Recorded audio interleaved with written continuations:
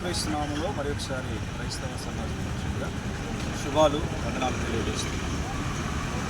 గడిచిన 30వ తారీఖున మధ్యాహ్నం సుమారు 2:30 గంటలకు దుర్గం ప్రసాద్ అనేటువంటి వ్యక్తి తన కుమార్తె ఫంక్షన్ విషయంలో కార్డు ఇవ్వడానికి గోదావరి పట్టణానికి వచ్చారు.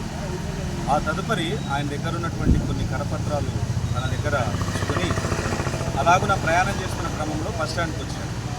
ఆ బస్టాండ్లో కొంతమంది మతోన్మాదులు అతన్ని పట్టుకొని అతని దగ్గర ఉన్నటువంటి కొన్ని కరపత్రాలు తీసుకొని అతని ద్వారానే చింపించి అతనిని మోకాళ్ళ మీద ఉంచి ముక్కు భూమికి రాయించి జై శ్రీరామ్ అనే నిదానాన్ని వాళ్ళు బలవంతంగా వారి నోట చెప్పించడం జరిగింది. అలాగే గుంజీలు కూడా తీయించడం జరిగింది.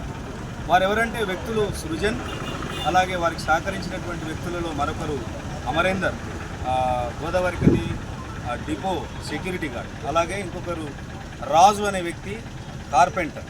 వీరు కలిసి అతన్ని భయభ్రాంతులకు గురి చేసి ఇక్కడ పంచొద్దు, ఇక్కడికి రావద్దు అనేటువంటి వార్నింగ్ ఇచ్చి అతన్ని పంపివేయడం జరిగింది.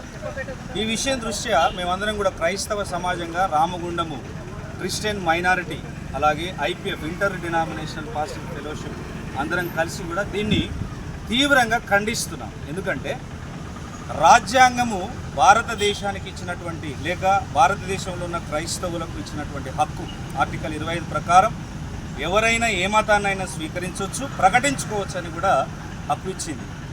వాళ్ళు అంటున్నారు బలవంతమైన మత మార్పిడి అంటున్నారు. వాస్తవానికి మేము రాజ్యాంగానికి లోబడి మా మతాన్ని మేము స్వేచ్ఛగా ప్రకటించుకుంటున్నాం. ఇంతవరకు రామగుండములో గోదావరికని పట్టణంలో మత సామరస్యత నెలకొనింది. మీరే కావలసుకొని మతోన్మాదాన్ని మీరు ప్రచురపరుస్తూ మాది మత ప్రచారం అని ఆ రాజ్యాంగాన్ని కూడా మీరు వ్యతిరేకంగా చేస్తున్నారు. ఇది తీవ్రంగా మేము ఖండిస్తున్నాం. మేము రాజ్యాంగ విరోధులం కాదు, మీరు రాజ్యాంగ విరోధులని కూడా ఈ సందర్భంగా తెలియజేస్తున్నాం. కాబట్టి మేము రాజ్యాంగానికి లోబడుతున్నాం, మీరు రాజ్యాంగాన్ని ఉల్లంఘిస్తున్నారని ఈ విషయాన్ని కూడా మేము ఐపీఎఫ్ మరి పాస్టర్స్ అందరి పక్షంగా అలాగే రామగుండం క్రిస్టియన్ మైనారిటీ ప్రెసిడెంట్గా నేను దీన్ని తీవ్రంగా ఖండిస్తున్నాను. అలాగే ఇంకొక విషయం, బలవంతమైన మత మార్పిడి అంటున్నారు.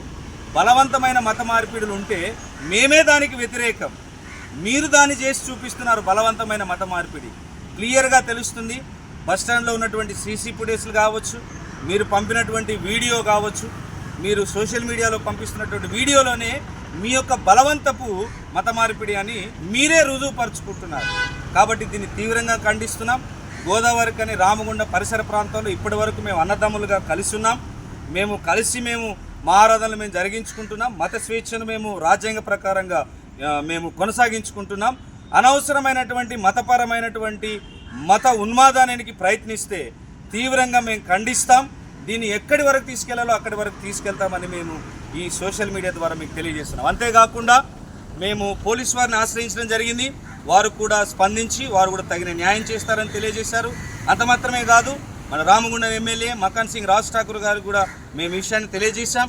వారికి కూడా స్పందించి మరి విషయాన్ని కూడా విచారించి దీన్ని కూడా న్యాయం చేస్తారని మేము ఆశిస్తున్నాం. వారికి కూడా దీని ద్వారా మేము తెలియజేస్తున్నాం. ఇంకొకటి, పోలీసు వారికి అలాగే అధికారులకు గవర్నమెంట్కు కూడా ఇలాగున్న క్రైస్తవుల పక్షంగా మతోన్మాదులు చేస్తున్నటువంటి ఈ ప్రయత్నాలన్నింటినీ కూడా మీరు దయతో మీరు దానిని సీరియస్గా తీసుకొని ఇది ఇంకొకసారి రిపీట్ కాకుండా ఈ మత సామరస్యతను అలాగనే కొనసాగించుకోవడానికి మీరు మాకు తగిన హక్కును అలాగే మరి మీరు మాకు సెక్యూరిటీని కల్పించాల్సిందిగా కోరుతూ మరి మా క్రైస్తవ ఐక్యతను మేము ఈ విధంగా చాటుకోవడానికి మేము క్రైస్తవ మరి మైనారిటీగా మీకు తెలియజేస్తూ ఉన్నాం. క్రైస్తవుల ఐక్యత వర్ధిల్లాలి, క్రైస్తవుల ఐక్యత వర్ధిల్లాలి. ఖబర్దార్ మతోన్మాదులారా, ఖబర్దార్ ఖబర్దార్, ఖబర్దార్ మతోన్మాదులారా, ఖబర్దార్ ఖబర్దార్.